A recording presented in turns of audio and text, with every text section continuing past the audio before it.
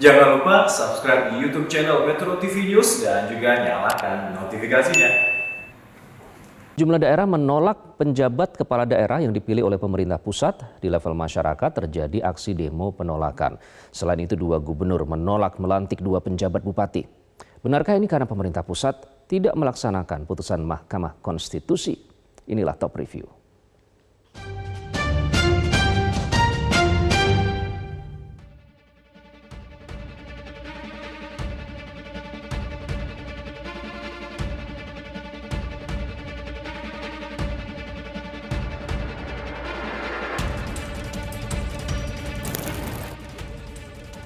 Aksi unjuk rasa menolak pelantikan penjabat Bupati Buton Selatan, Sulawesi Tenggara berakhir ricuh.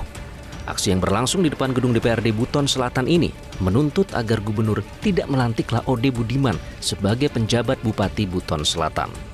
Masa aksi yang menamakan diri Gema Busel atau Gerakan Masyarakat Buton Selatan menolak Laode Budiman yang ditunjuk oleh Kementerian Dalam Negeri sebagai penjabat Bupati Buton Selatan. Masa aksi memaksa masuk dan merubuhkan pagar pintu masuk kantor DPRD.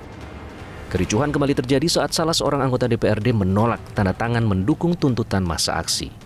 Polisi Pamong Praja akhirnya berhasil meredakan massa. Gubernur Sulawesi Tenggara Ali Mazi memutuskan untuk menunda pelantikan Laode Budiman sebagai penjabat Buton Selatan karena dinilai tidak sesuai dengan aspirasi daerah. Ada 2 penjabat bupati yang pelantikannya ditunda oleh Gubernur Sulawesi Tenggara, penjabat Bupati Muna Barat Bahri dan penjabat Bupati Buton Selatan Laode Budiman. Gubernur hanya melantik penjabat Bupati Buton Tengah Muhammad Yusuf dan Wali Kota Bau Bau. Bupati Buton Selatan karena mereka tidak diusulkan oleh Gubernur Sulawesi Tenggara.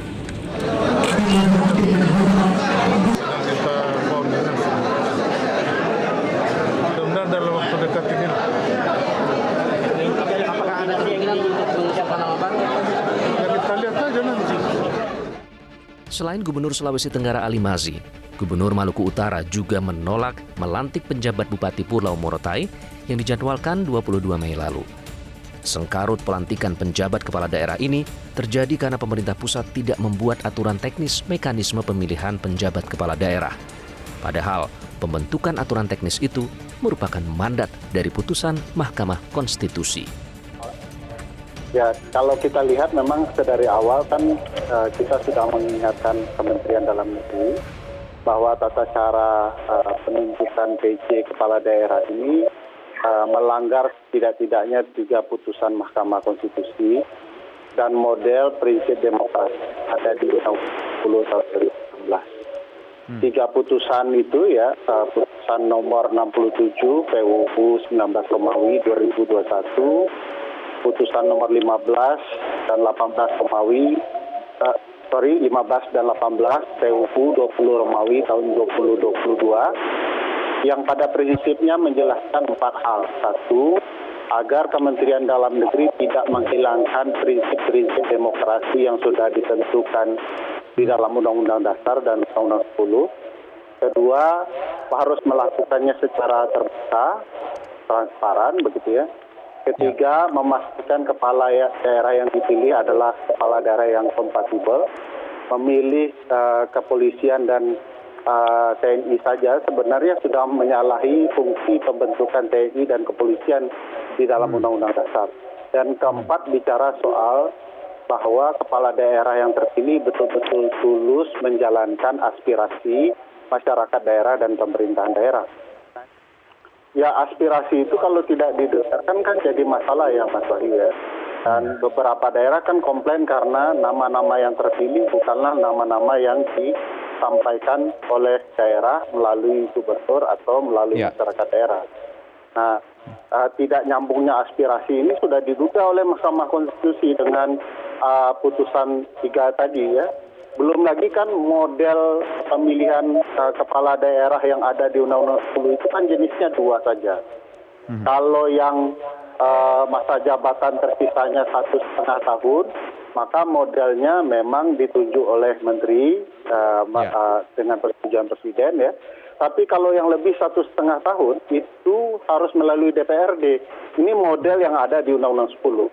Walaupun untuk konteks kasus ini memang tidak diduga karena ini proses transisi pemilu serentak ya. Dan oleh karena itu memang bersandarnya harus kepada 3 putusan MK Mahkamah Konstitusi yang tadi. Pemerintah pusat menegaskan bahwa pemilihan penjabat kepala daerah ini sudah dilakukan secara demokratis dan transparan. Menteri Dalam Negeri Tito Karnavian menyatakan bahwa pemilihan secara demokratis sebagaimana putusan MK tidak harus mendengar aspirasi semua orang. Dari MK menyampaikan dalam bagian pertimbangan agar pemerintah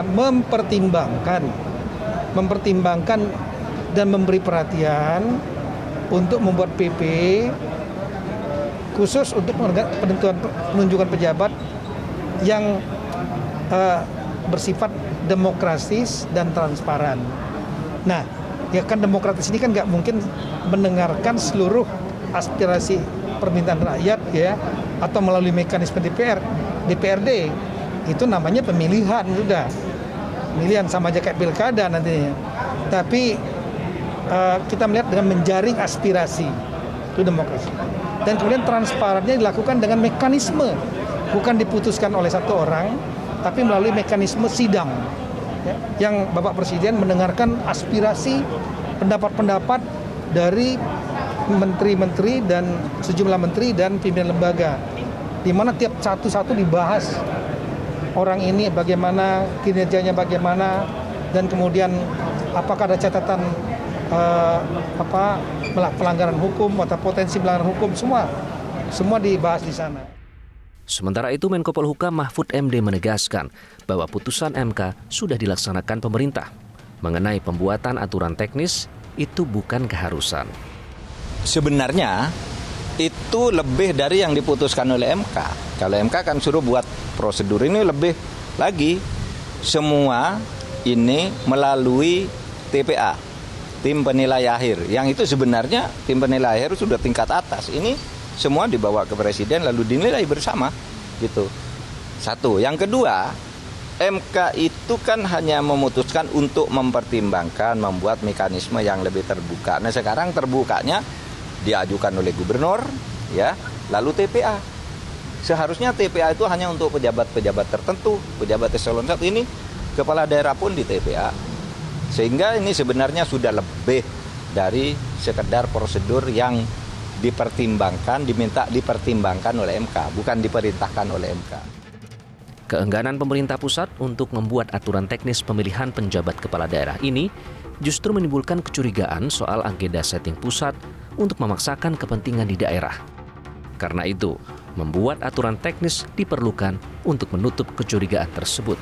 Sebenarnya bisa mementahkan atau menutup kecurigaan soal agenda yang dimainkan oleh pemerintah pusat terkait dengan daerah. Karena spekulasi soal misalnya bahwa ini menjadi bagian dari agenda setting untuk memuluskan kepentingan pemerintah pusat di daerah itu bisa dibantah. Tahun ini ada 101 kepala daerah yang masa jabatannya berakhir, terdiri dari 7 gubernur, 76 bupati, dan 18 wali kota. Pengabaian aspirasi daerah dan penolakan pelantikan penjabat kepala daerah oleh gubernur menjadi catatan penting bagi pusat. Sebab bukan tidak mungkin penolakan akan merembet ke sejumlah daerah.